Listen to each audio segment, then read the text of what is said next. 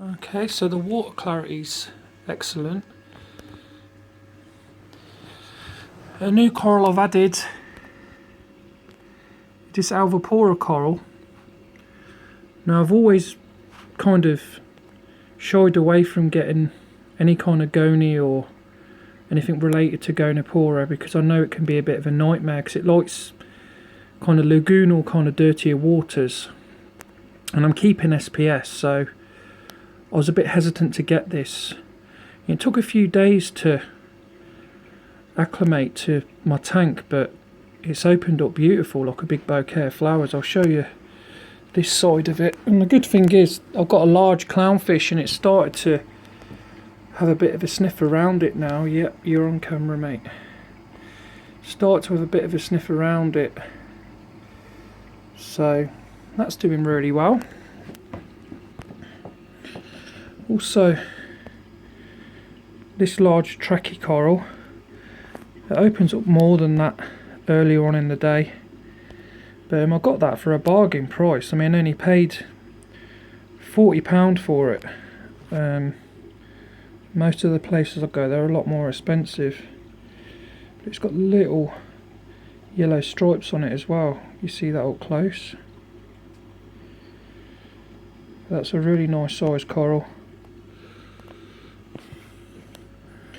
My Akan corals are doing good. Got a little slice of favia.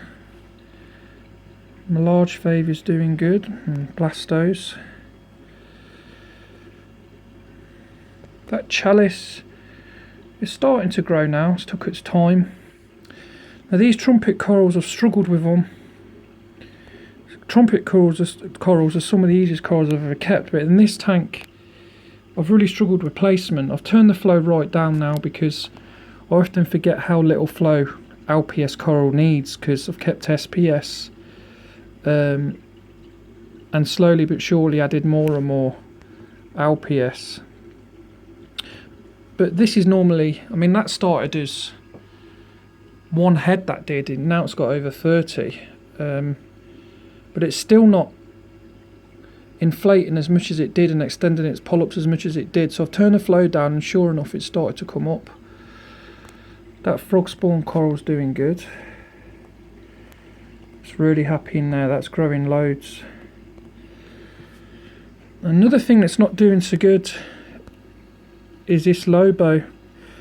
I don't know if it was lack of light or too much light, but it started to slightly bleach out on its tips and is shriveled up, have not really opened for some time now, whereas the lobo that I've got in much more direct light, which I've had for about 2.5 years, actually probably 3.5 years because I had it in my nano tank before, has always done really well.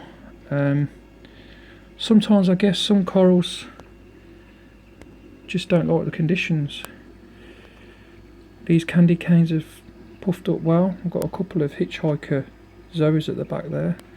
Another example of how good the rest of the lobos are doing. I mean, that one does really well around here in a shaded area. That's my large shrimp, boxer shrimp, coral banded shrimp, whatever you want to call it.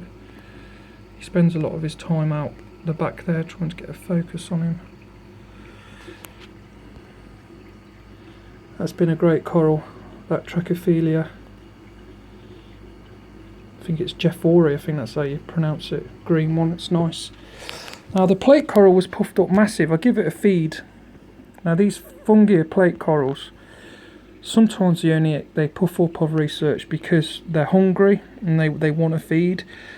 And when they're kind of not opening as much, it's not always a sign they don't like the light or flow. It could just be that they've had a good meal and they're digesting. So I'll wait and see. Show you the tank zoomed out. It's quite a big tank, it's just under 3 foot deep. Tank's doing really well. There's a bit of aggression between him and the clown to begin with. Now they get on pretty well. Now this, I think it's Cyniopora SPS, bird's nest coral. Can't really see the colour there, but it's a bright green colour. It's not really coming out on this. Maybe if I adjust the Kessil lights a bit, that's better. So that started off that size and is now like 4 times the size. Got other chalices, Faviour at the back there. Got that SPS there. It's Montipora digitata, I think.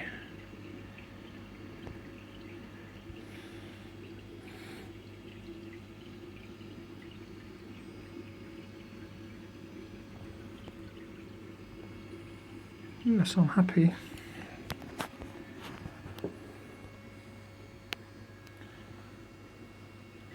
I've gone bare bottom now, slowly but surely. It's been set up, coming up to 18 months, and I just found it so much better to get my nutrients down when it's bare bottom, and because of the way the tank is, the shape of it, you can't actually tell that there's not much sand, there's not any sand in there as compared to say a long tank rather than like a cube tank. Plus coralline's kind of starting to cover the bottom now anyway, but obviously I don't want coralline to overrun it because it can kill your reef, boy, if it covers your live rock up a lot.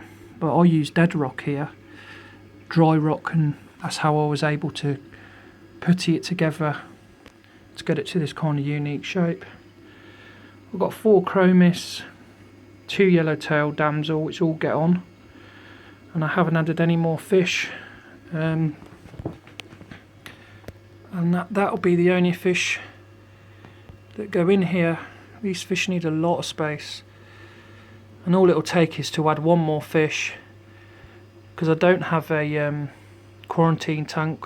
All it would take is 1 fish that weren't well to finish this reef, you know, and give every other fish a disease or something, and I'm just not worth the risk. Once I've got a happy amount of fish, I'm going to leave it, which is what it's at now.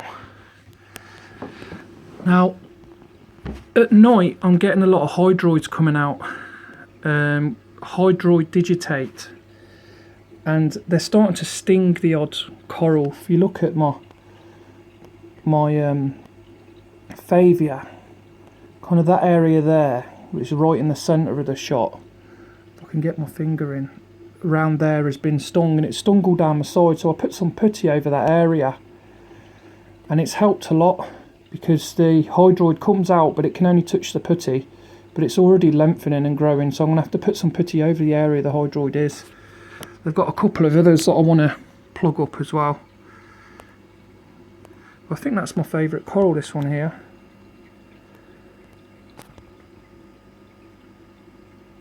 I definitely have some more of them. I'm just hoping the clownfish takes to it. It's a large clownfish, so it'll need something of this size.